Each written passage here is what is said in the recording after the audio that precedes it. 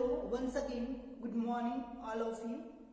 In the pediatric portion, we going to with the unit number 5th, the nursing management of children's disorders. In this we continue with the gastrointestinal disorders in the children's. The heading is the congenital alterations in the children's. In this we completed with the various types of congenital disorders related to the gastrointestinal disorders in the children's. Then next, today we continue with the another congenital alteration in the children's, that is the anorectal malformation. The heading of today's topic, that is the anorectal malformation. Same as it is, in this we also discussed about its introduction phase, its types, its etiological factors, its pathophysiology and the clinical manifestation, diagnostic evaluation, and at last the management planning related to the disease condition. So anorectal malformation, its introduction phase, anorectal malformation is combined of the two heading, that is anorectal, and second one is malformation. The anorectal, it means the anus, the end part of the bowel. It means the anus. Ano, it means for the word anus. Okay, means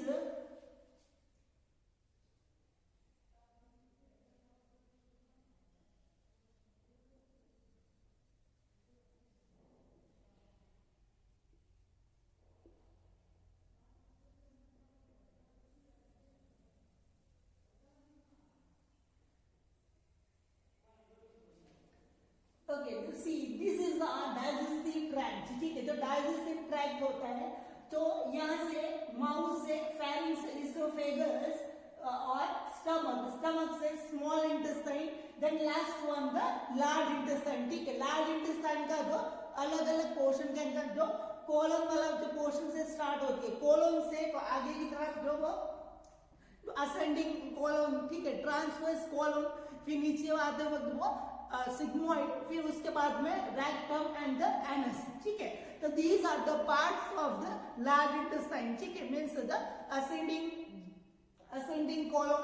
ठीक है, then next transverse colon, then next descending colon, then next one the sigmoid colon and the rectum colon and the anus colon. ठीक है, तो these are the parts of the large intestine. ठीक है, तो large intestine के जो parts, ठीक है, जो एंड पार्ट होता है, ठीक है, उसको एनस के नाम से जाना जाता है. ठीक है, जिसके द्वारा जो लास्ट ओपनिंग हमारे जो बटक्स के वहां पे अवेलेबल रहती है. ठीक है, जो बटक्स के वहां पे लास्ट ओपनिंग वो जो लार्ज इंटेस्टाइन की होती है, that's known as the anus. ठीक है, एंड स्ट्रक्चर अबव द जो इंटेस्टाइन से जो अबव वाला जो पार्ट होता है एनस का, ठीक है, उसको रेक्टम बोलते हैं. ठीक है, रेक्टम के आगे वाला पोर्शन सिग्मोइड प्रोसेस. ठीक है, फिर नेक्स्ट जो ट्रांसवर्स पोर्शन होता है उसको हम ट्रांसवर्स जो कॉलम के नाम से जाना जाता है. फिर वो वापस आगे की तरफ निकलता है तो असेंडिंग जो उसको कॉलम के नाम से जाना जाता है. ठीक, तो these are the parts of the large intestine. ठीक है, in this condition the alteration will be occur at the ano for the anus, the end part of the bowel. ठीक है, bowel it means कि intestine, large intestine का जो portion उसको bowel या फिर colon के नाम से भी जाना जाता है. ठीक है, the anus, the end part of the bowel, मतलब इस वर्ड के अंदर anorectal ये दो वर्ड से मिलकर बना हुआ है. ठीक है, एनो वर्ड का मतलब एनस, जो इंटेस्टाइन का लास्ट पोर्शन है. ठीक है, then next word the rectum part. ठीक है, अबव द एनस, एनस से ऊपर वाला जो पार्ट है, ये वाला पोर्शन, ये पोर्शन रेक्टम कहलाता है. ठीक है, तो this is the meaning of the anorectal, the anus, the end part of the bowel, and the rectum part, the above the anus. Okay, the word anorectal. ठीक है, then next one the malformation. ठीक है, malformation it means कि developing abnormally. ठीक है, develop of forming abnormally. ठीक है, या फिर abnormally forming होना, या फिर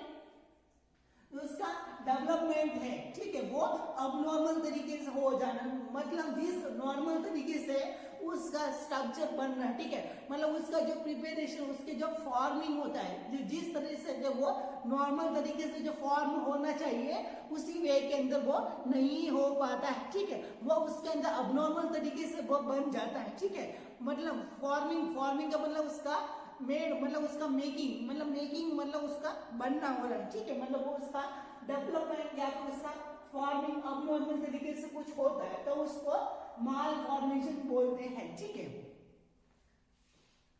The next in the detail it is and the congenital digestive tract abnormality, ठीक है, मीन्स ये एक डाइजेस्टिव ट्रैक्ट की congenital टाइप की एक abnormality है, ठीक है, in which a defect arise at the terminal bowel portion, ठीक है, मीन्स इस ये एक प्रकार की कंसर्नाइटल जो जीआई ट्रैक्ट की डिसऑर्डर है, ठीक है, जिसके अंदर क्या होता है कि ये बोवल का जो स्मॉल इंटेस्टाइन और जो लार्ज इंटेस्टाइन जो उसको बोवल के नाम से जाना जाता है, ठीक है, तो इसके अंदर जो बोवल का जो एंड पार्ट होता है, ठीक है, मीन्स लार्ज इंटेस्टाइन का जो एंड पोर्शन होता है, तो एंड पोर्शन के अंदर दो स्ट्रक्चर होते हैं, ठीक है, एक तो सबसे लास्ट वाला स्ट्रक्चर एनस और उससे ऊपर वाला पोर्शन है वो रेक्टम, ठीक है, तो एट द एनल और the rectum means abnormality in which the defect, जो इसके अंदर डिफेक्ट होता है वो अराइज होता है एट द टर्मिनल, ठीक है, टर्मिनल का मतलब होता है कि लास्ट वाला एंडिंग पोर्शन, ठीक है, the terminal bowel portion at the anal and the rectum, ठीक है, मतलब एनल और रेक्टम वाले पोर्शन के अंदर कुछ ना कुछ होता है वो डिफेक्ट आ जाता है, ठीक है, मींस यहाँ पे देखिए एनस और रेक्टम और माल फॉर्मेशन का मतलब होता है कि वो जिस तरीके से नॉर्मली उसका फॉर्मेशन होना चाहिए उस वे के अंदर वो फॉर्मेशन उनका नहीं हो पाता है, ठीक है, तो इस कंडीशन को हम एनोरेक्टल माल फॉर्मेशन के नाम से जाना जाता है, ठीक है, it is also called as a imperforate anus, ठीक है, इसी को हम जो imperforate जो anus के नाम से भी जाना जाता है, ठीक है, it is also known as a imperforate anus, ठीक है, then next one the as normally bowel movement and the solid waste, ठीक है, means normally ये प्रोसेस होता है कि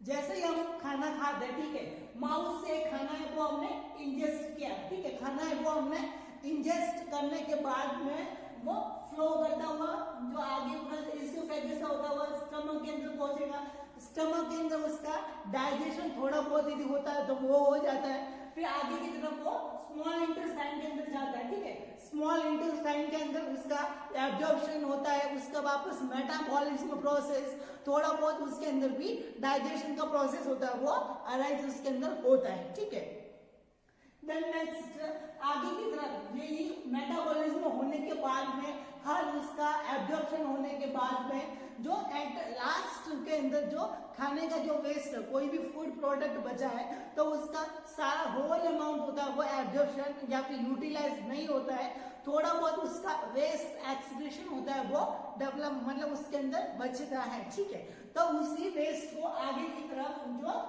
लार्ज इंटेस्टाइन है उस कोलन वाले पोर्शन के अंदर बाउल मूवमेंट के अंदर उसको भेज दिया जाता है, ठीक है, तो ये जो वेस्ट जो बना है, ठीक है, जो ये वेस्ट है वो यहाँ से स्मॉल इंटेस्टाइन से लार्ज इंटेस्टाइन के अंदर मूवमेंट करेगा, ठीक है, लार्ज इंटेस्टाइन के अंदर मूवमेंट करेगा और लास्ट के अंदर जो एनल्स के द्वारा जो बटक्स के वहां पे जो हमारे स्ट्रक्चर है वहां पे जो ओपनिंग रहता है उसी के द्वारा जो वेस्ट है वो बाहर निकल जाता है, ठीक है, बट इस कंडीशन के अंदर क्या होता है कि एट द टर्मिनल पोर्शन, ठीक है, मींस लास्ट पोर्शन के अंदर ऐसा रहेगा कि जो स्टूल का जो वेस्ट होता है मतलब जो फीकल मटेरियल होता है जो वेस्ट प्रोडक्ट होता है वो यहाँ तक तो आ जाता है, ठीक है, मूवमेंट करते करते यहाँ तक तो आ जाता है, ठीक है, बट लास्ट वाला पोर्शन, ठीक है, जो रेक्टम वाला पोर्शन है और जो बाहर निकलने का जो एरिया एनस, ठीक है। तो इन दो स्ट्रक्चर के अंदर डिफॉर्मिटी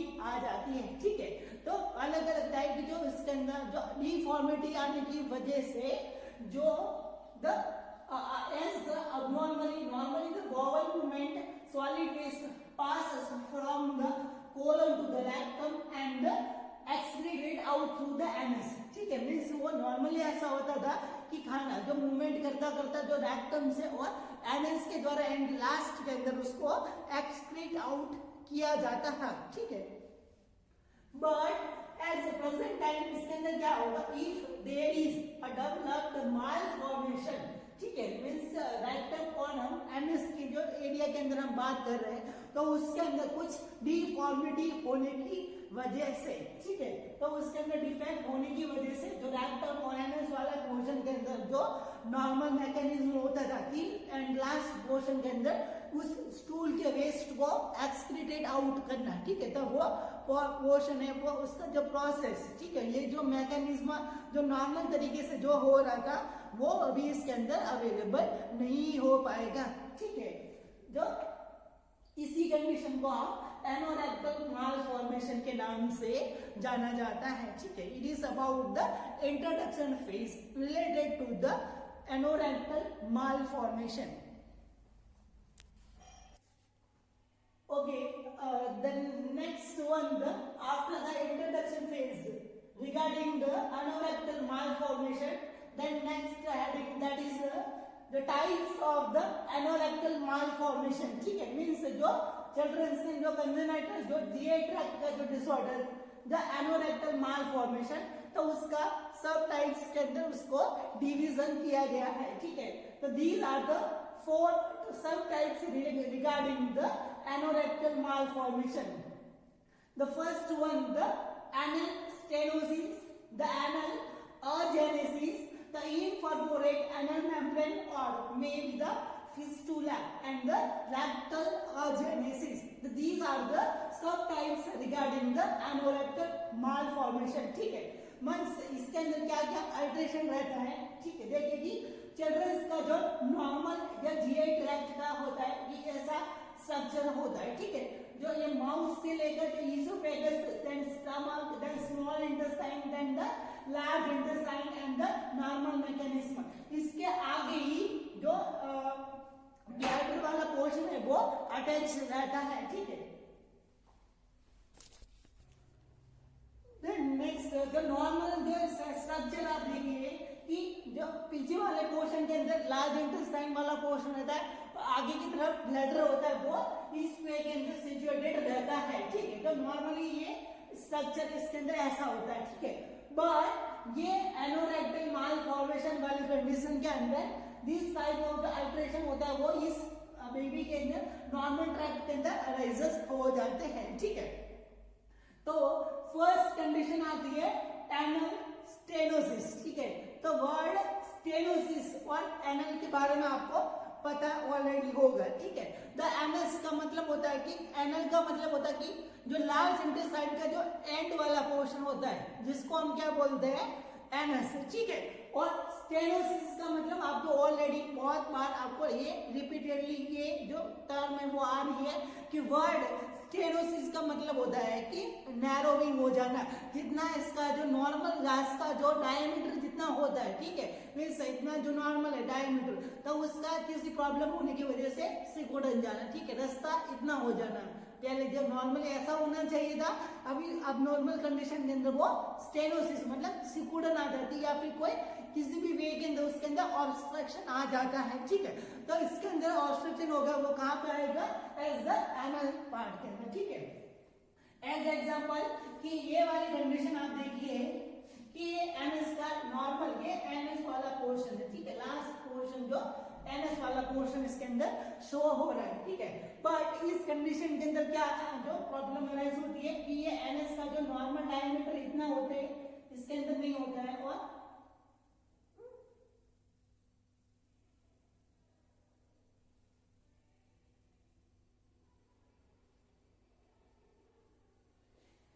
देखिए इस कंडीशन का नॉर्मल ऐसा स्ट्रक्चर के होने के बाद में ये वाली कंडीशन मतलब उसके अंदर जो रास्ता होता है वो सिकुड़ जाता है। इसके अंदर जो रास्ता है वो बहुत ही सिकुड़ है, इसके अंदर जो स्पेस होता है, जो डायमीटर होता है जाने का, उसके अंदर वो बहुत ही कम हो जाता है। ठीक है, तो ये जो कंडीशन होती है वो एनल स्टेनोसिस बोलते हैं। ठीक है, मतलब एनस वाला जो एंड वाला जो पोर्शन होता है उसके अंदर कॉन्स्ट्रिक्शन आ जाता है।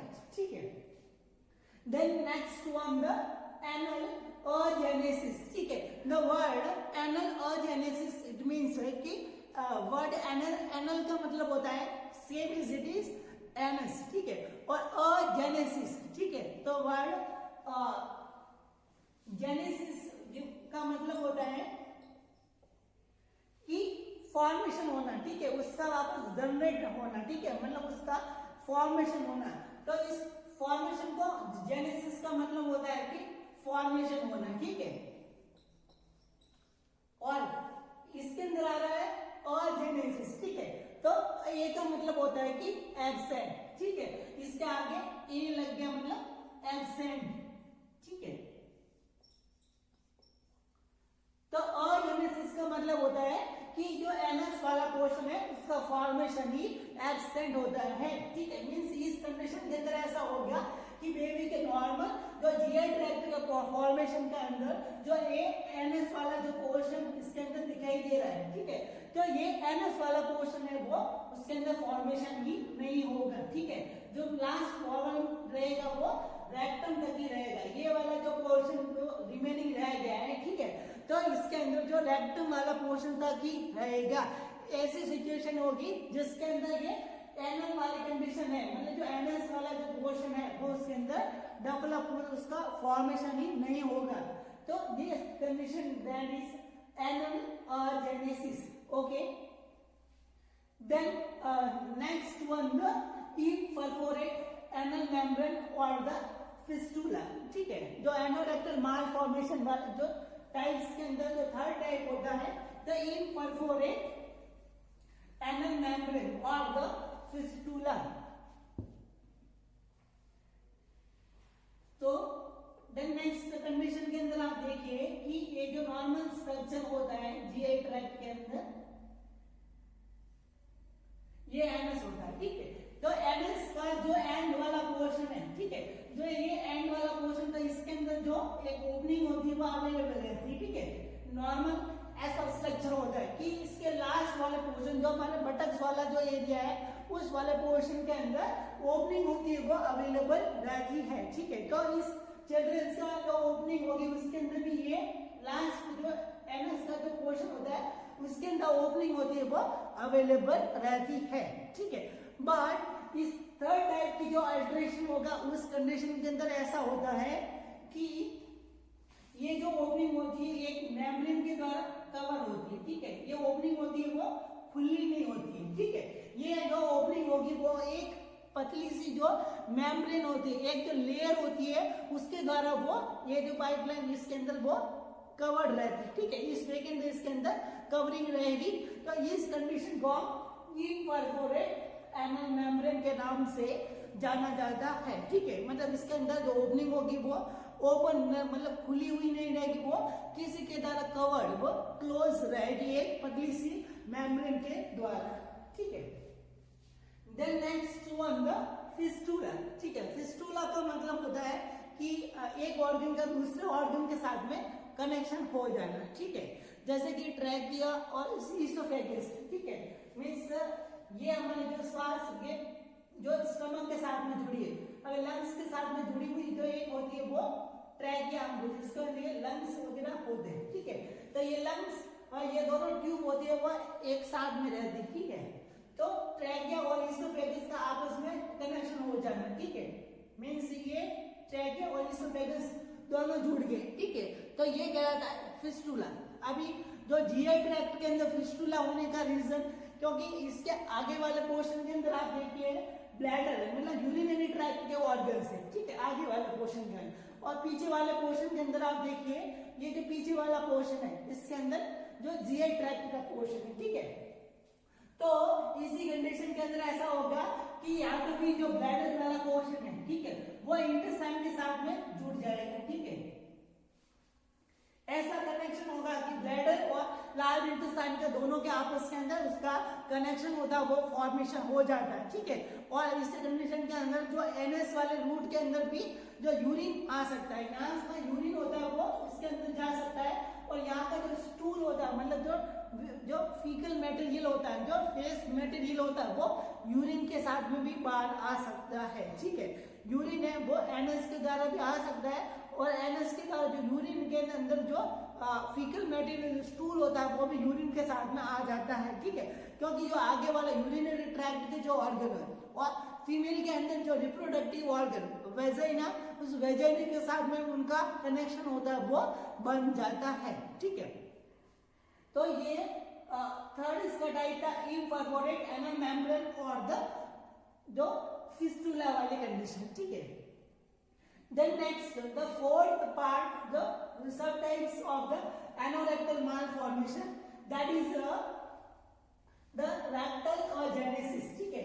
The word rectal का मतलब होता है कि जो एनस से ऊपर वाला पोर्शन, ठीक है, एनस से ऊपर वाला पोर्शन ये रेक्टम, ठीक है। तो ये रेक्टम वाला पोर्शन और ये एनएस वाला पोर्शन, ठीक है।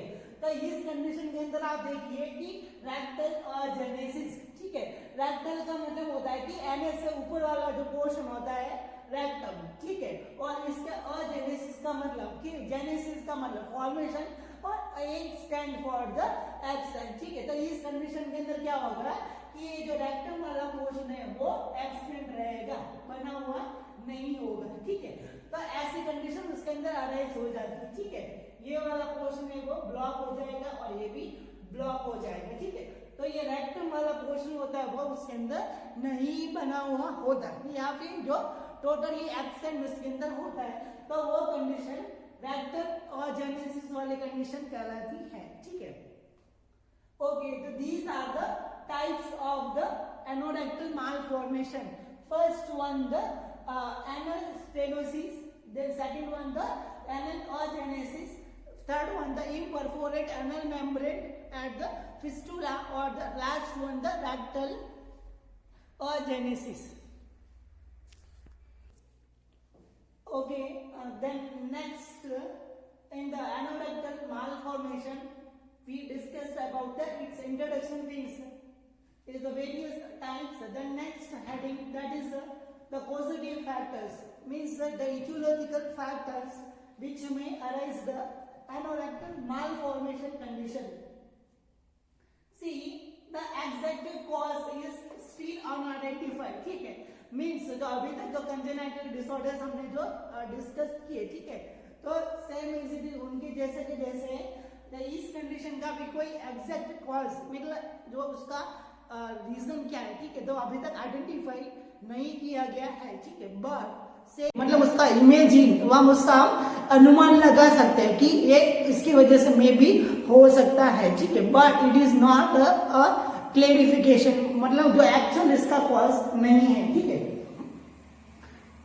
May be estimated as genes deformity, means जो पेरेंट्स के द्वारा जो उसको ट्रांसफर होने वाले जो जीन्स मतलब उसकी जो पीढ़ी होती है, मतलब उसकी जो जनरेशन होती है उसके अंदर से जीन्स का डिफॉर्मिटी होने की वजह से, ठीक है। Mother stressful lifestyle at the organogenesis, means जब ये लार्ज इंटेस्टाइन का जो फॉर्मेशन हो रहा था जीआई ट्रैक्ट का, तो उसी टाइम पे यदि मदर यदि स्ट्रेसफुल जो सिचुएशन के अंदर यदि अवेलेबल मतलब है, ठीक है, तो इस कंडीशन के अंदर भी ये सिचुएशन अराइज हो सकती है, ठीक है। देन नेक्स्ट टेरोडोजेनेसिटी, मीन्स मदर के द्वारा जो ऐसे प्रोडक्ट यूज में लेने के बाद में जो उस ऑर्गन्स की फिजियोलॉजी या फिर उसकी जो फंक्शनल के ऊपर जो स्ट्रक्चरल जो डिफेक्ट उसके अंदर अराइज करता है, ठीक है। Then next one the maternal habits, ठीक है। जो मैटरनल हैबिट्स की और उसकी लाइफस्टाइल, मदर की हैबिट्स और मदर की लाइफस्टाइल होती है वो यदि सही तरीके से नहीं होती है एट द मेनली जो प्रेगनेंसी के टाइम पे, तो ऐसी प्रॉब्लम्स होती है वो अराइजेस हो सकती है। and repeatedly the exposure to the radiation means repeatedly उस मदर को एक्सपोजर करवाया जाता है, ठीक है, थ्रू द रेडिएशन। मतलब बहुत सारे जो ऐसे एग्जामिनेशंस होते हैं, लैबोरेटरी टेक्निक्स वगैरह, तो उसी के टाइम पे यदि मदर को ज्यादा से ज्यादा एक्सपोजर करवाया जाता है, ठीक है, जो रेडिएशन से, तो इसकी वजह से भी ये कंडीशन अराइज हो सकती है, ठीक है। तो these are the causative factors which may arise the anorectal malformation condition. Okay, then next after the etiological factors regarding the anorectal malformation, the next heading regarding the anorectal malformation, that is the pathophysiology of the child with the anorectal malformation means एक child है, ठीक है, जिसको anorectal malformation वाली condition उसके अंदर available है, ठीक है। तो उसके अंदर जो उस डाइजेशन जो प्रोसेस होता है उसका क्या मैकेनिज्म रहता है, ठीक है। तो द एनल और द रेक्टल एब्नॉर्मिटी मीन्स एक बेबी है जिसको एनल और रेक्टम वाली जगह के ऊपर एब्नॉर्मिटी कंडीशन है वो अराइज हो गई है, ठीक है।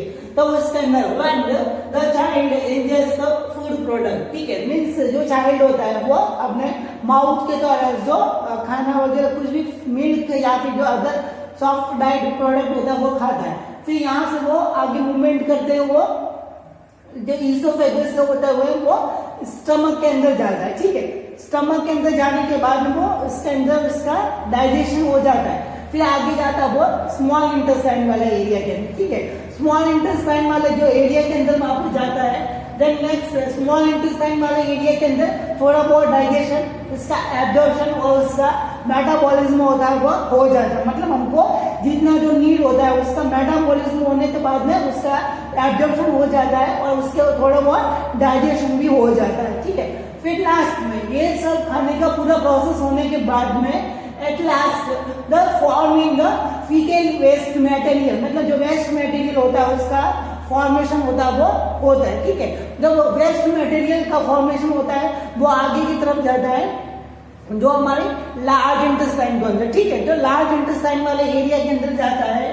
Then next at end the narrowing, मतलब अभी तक हमने पढ़ा कि एनोरेक्टल जो लास्ट वाली कंडीशन के अंदर खाना होता है वो पहुंचता है, बट इस कंडीशन के अंदर ऐसा होता है कि या तो जो एनल वाली कंडीशन है उसका जो कवरिंग वगैरह होती है या फिर उसका जो रास्ता होता है वो ऑब्स्ट्रक्टेड रहता है, वो वाली कंडीशन हो सकती है, या फिर जो रेक्टम वाला एरिया वो उसके अंदर बना हुआ ही नहीं है, या फिर उसका जो कनेक्शन है वो ब्लैडर के साथ में हो रखा है, फीमेल के साथ में, जो फीमेल के अंदर जो वेजिना के अंदर जुड़ा हुआ है, ठीक है।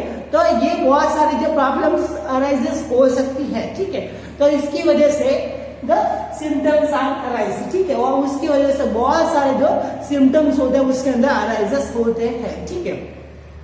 तो this is the mechanism with the children the anorectal malformation, मतलब जो रिगार्डिंग द एनोरेक्टल मालफॉर्मेशन की कंडीशन के अंदर जो बेबी के अंदर ये प्रोसेस होता है वो अराइज होता है, ठीक है। तो this about the pathophysiology regarding the child with the anorectal malformation.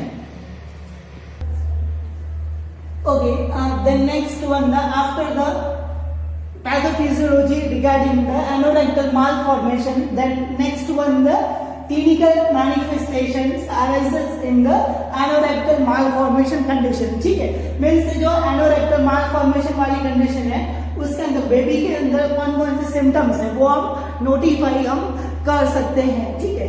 तो these are the following symptoms we can notice in the anorectal malformation condition. First one, the failure to pass the meconium, ठीक है, means the word सबसे पहले जो stool निकलता है, मतलब baby का बर्थ होने के बाद में जो पहला जो स्टूल होता है, मतलब जो पहली बार जो बेबी होता है जो वेस्ट प्रोडक्ट निकालता है वो एक अलग कलर का होता है, ग्रीन कलर का होता है।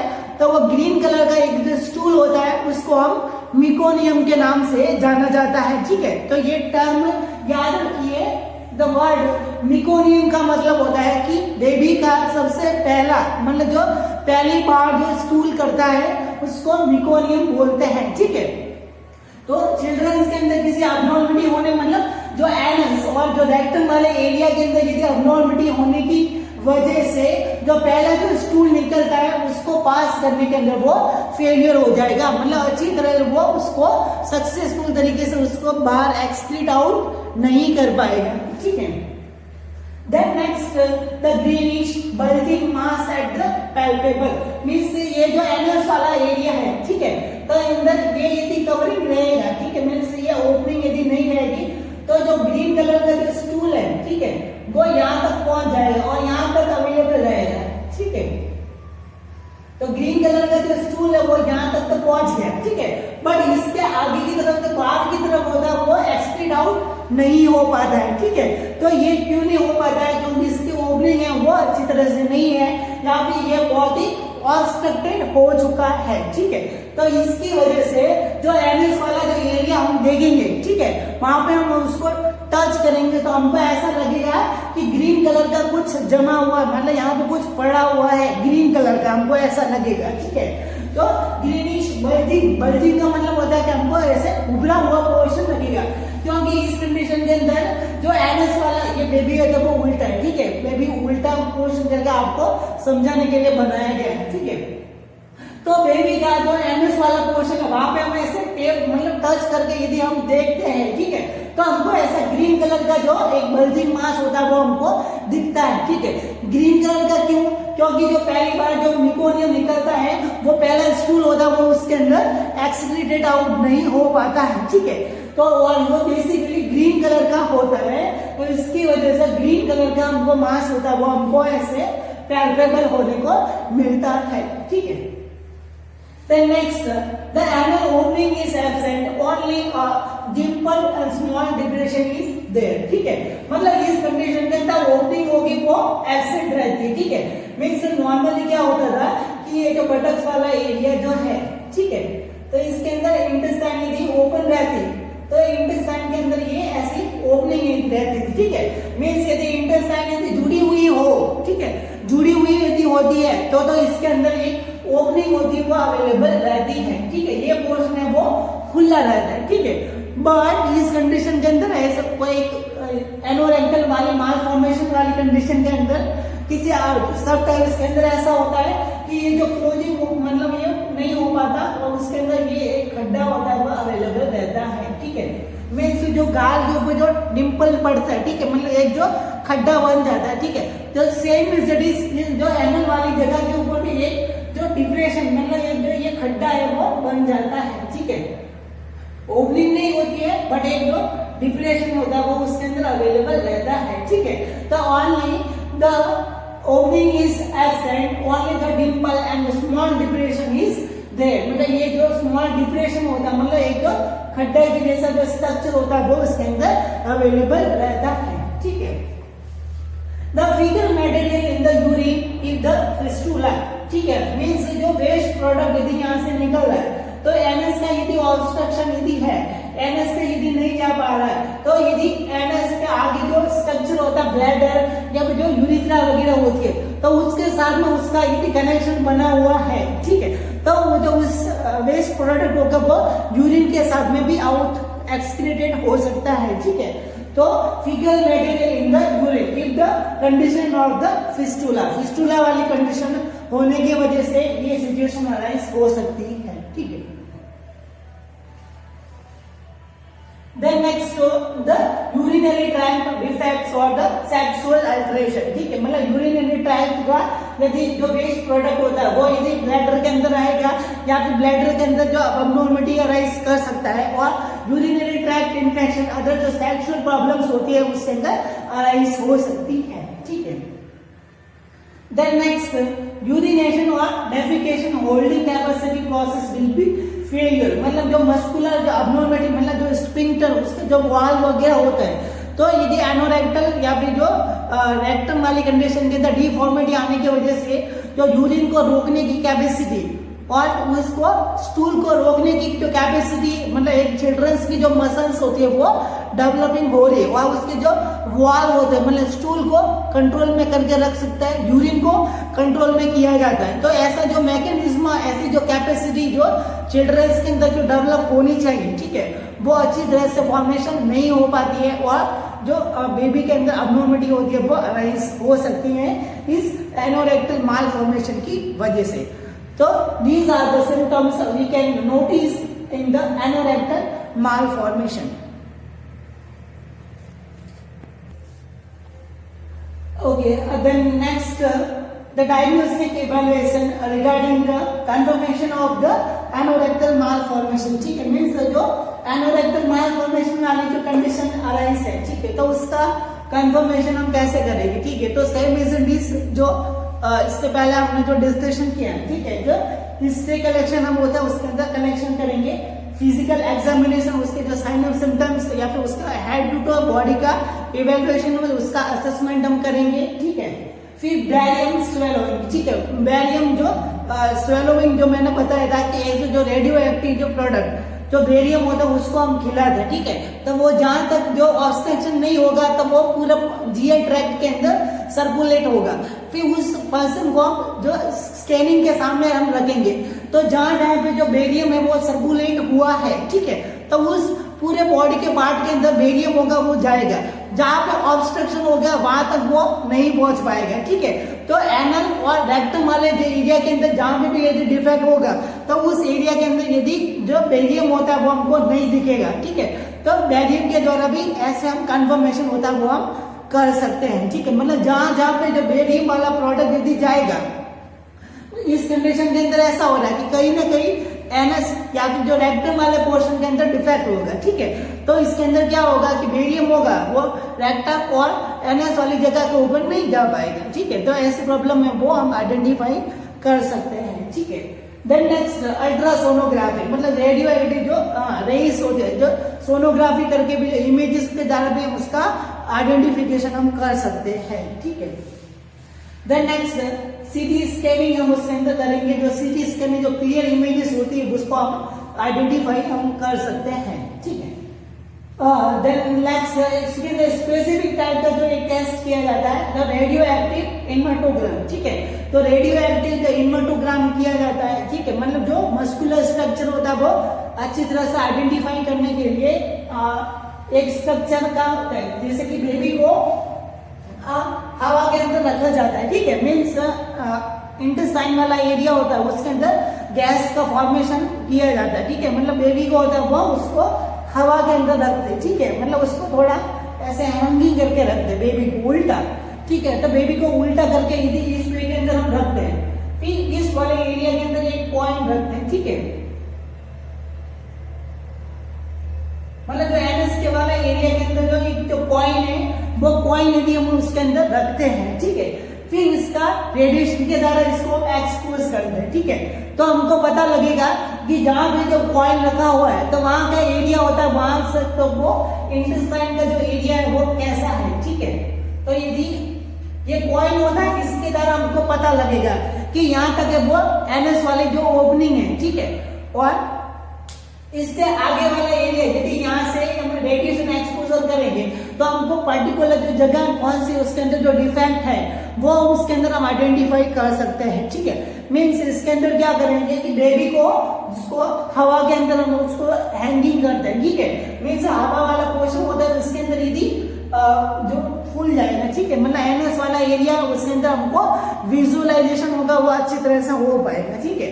तो हवा के अंदर हैंगिंग करने के बाद में जब उस एनएस वाले ओपनिंग का हमको आइडेंटिफिकेशन करने के लिए इसी जगह के ऊपर एक हम पॉइंट रख देते हैं, ठीक है, जो रेडिएशन के अंदर पॉइंट होता है वो रेडियो एक्शन जो लेयर्स होते हैं उसको पार नहीं कर पाती है, जो रेडियो एक्टिव जो रेस होती है, ठीक है, तो इस मेटल को पार नहीं कर पाएगी, तो हमके लिए ये आइडेंटिफिकेशन रहेगा कि यहाँ पे जो एनएस का एंडिंग वाला पोर्शन है, ठीक है, यहाँ से जो अबनॉर्मलिटी वाली कंडीशन है वो हम आइडेंटिफाई कर सकते हैं, ठीक है। तो ये प्रोसेस होता है द रेडियो एक्टिव इन्वर्टोग्राम, ठीक है, तो रेडियो एक्टिव जो रेस के द्वारा वो इन्वर्ट मतलब बेबी को उल्टा करके हम उसका आइडेंटिफिकेशन हम कर सकते हैं, ठीक है। तो diagnostic evaluation regarding the anorectal malformation. Okay, then next after the diagnostic evaluation means the anorectal formation वाली कंडीशन उसका जो एक्चुअल में उसका कंफर्मेशन करने के बाद में next one the planning method, ठीक है, जो उसका किस तरीके से इस कंडीशन को हम उसको मैनेज कर सकते हैं, ठीक है। तो उसके अंदर मेडिकल मैनेजमेंट कुछ अवेलेबल नहीं है, बेसिकली सर्जिकल मैनेजमेंट इसके अंदर हम करेंगे। द एनोरेक्टल डायलेशन, ठीक है, द फर्स्ट प्रोसीजर रहेगा एनोरेक्टल डायलेशन, ठीक है। मीन्स ऐसी कंडीशन यदि है कि स्टेनोसिस वाले कंडीशन है, मतलब एनस और जो रेक्टम वाला एरिया है वो यदि कॉन्स्ट्रिक्ट हो रखा है, ठीक है, तो इसके अंदर बैलून वगैरह या फिर जो स्टंट वगैरह लगाने के बाद में ये जो एनस वाला एरिया इतना सिकुड़ा हुआ है, ठीक है, तो इसके अंदर यदि बैलून वगैरह इंसर्ट करने के बाद में ये जो बैलून हमने इसके अंदर इंसर्ट किया, मतलब जो एक जो नेट वाला जो बैलून होता है वो हमने इसके अंदर इंसर्ट किया, फिर इस बैलून को फुला दिया जाएगा, तो ये बैलून होगा वो ऐसे फूल जाएगा, ठीक है। और ये जो नेट वाला जो बैलून है इसमें जो फीकल मटेरियल है वो बाहर आ सकता है, ठीक है। तो इस नैरो मोशन को हमने बैलून के द्वारा फूला के हमने इसको डायलेट कर दिया, ठीक है। तो डायलेट करने के बाद में ये नॉर्मल जितना रास्ता जितना था नॉर्मल डायमीटर का उतना हो जाता है, ठीक है। तो ये एनोरेक्टल डायलेटेशन होता है वो हम इस वे के अंदर कर सकते हैं, ठीक है। द नेक्स्ट एनोरेक्टोप्लास्टी, ठीक है, मीन्स जो एनस और जो रेक्टम वाला एरिया है उसको हम सर्जिकल प्रोसेस के द्वारा यदि कोई ऑब्स्ट्रक्शन वगैरह है, ठीक है, अबनॉर्मलिटी उसके अंदर है तो उसको हम करेक्शन कर सकते हैं, ठीक है। Then next the surgical incision of the closed membrane, ठीक है। और एक ऐसी कंडीशन यदि अवेलेबल है जैसे कि जो ये मेम्ब्रेन है, मेम्ब्रेन के द्वारा कवरिंग रहता है, ठीक है, मतलब एक जो एनएस की जो ओपनिंग होती है उसके वहां पे एक जो पतली सी मेम्ब्रेन वाली कंडीशन हमने जो बताई थी, ठीक है। तो इस कंडीशन के अंदर हम क्या कर सकते हैं कि एक सर्जिकल ओपनिंग उसके अंदर इस मेम्ब्रेन को हम कट कर सकते हैं, ठीक है। सर्जिकल प्रोसीजर के अंदर कट लगाने के बाद में मेम्ब्रेन को हमने ओपन कर दिया और उसके बाद में स्टूल होता है वो बाहर निकल सकता है, ठीक है। The next the correction of the fistula, ठीक है, मतलब फिस्टुला वाली कंडीशन मीन्स बेबी के अंदर जो इंटेस्टाइन का जो कनेक्शन है जो वेजिना के साथ में हो रखा है, ब्लैडर के साथ में हो चुका है, यूरिथ्रा के साथ में हो चुका है, तो इस कंडीशन का हमको करेक्शन करना है, उनकी जो कनेक्शन होता है उसको हमको ट्रीट करना है और उसको वापस सर्जिकली हमको उसको करेक्शन हम कर सकते हैं, ठीक है। तो दीज आर द मैनेजमेंट जो प्रोसीजर्स होते हैं वो इस कंडीशन के अंदर हम एप्लीकेबल कर सकते हैं और इस सिचुएशन को हम हैंडलिंग कर सकते हैं, ठीक है। तो these all about the anorectal malformation condition. In the next class, we are discussing about the another GI tract disorders in the children. Thank you so much.